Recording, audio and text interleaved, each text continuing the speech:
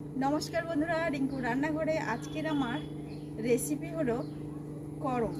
এই যে তালের করম আমি আজকের দিয়ে একটা রেসিপি করব।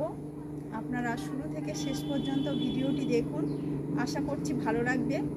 প্রথমে আমি তালের আটিগুলো কেটে নেব, নিয়ে করমটা বের করে নেব।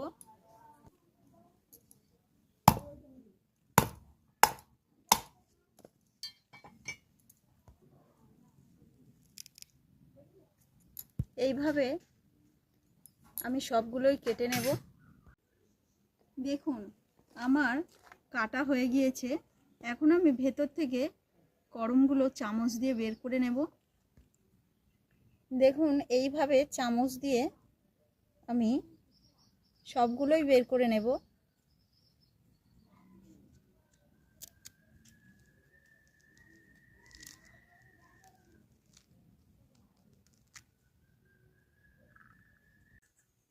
করমগুলো আমি ভালো করে ছোট ছোট করে কেটে নিয়েছি।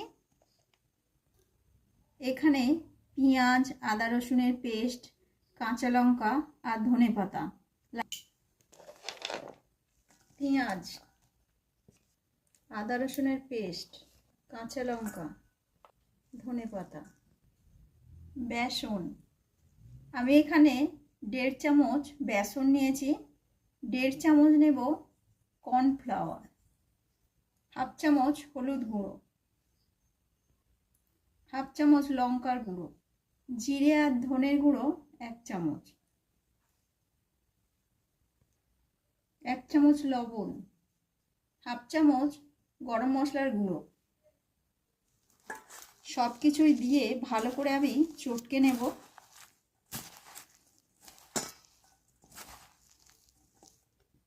তারপর আমি অল্প অল্প করে জল দিয়ে একটা ব্যাটার তৈরি করে নেব। এখন আমি ছেড়ে দেব পকোড়াগুলো। আপনারা নিশ্চয়ই বুঝতে পারছেন আমি এবার কী করছি। তো আজকের আমার রেসিপি হলো করমের পকোড়া।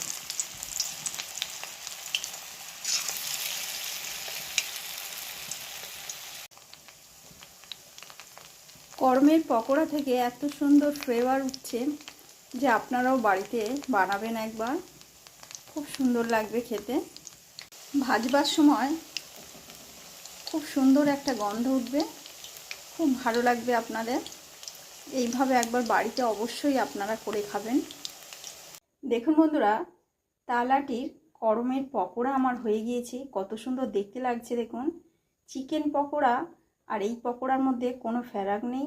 তো আপনারা একবার এইভাবে বাড়িতে করে খাবেন, খুব সুস্বাদু খেতে লাগে, পুরো চিকেন পকোড়ারই মতো খেতে লাগবে।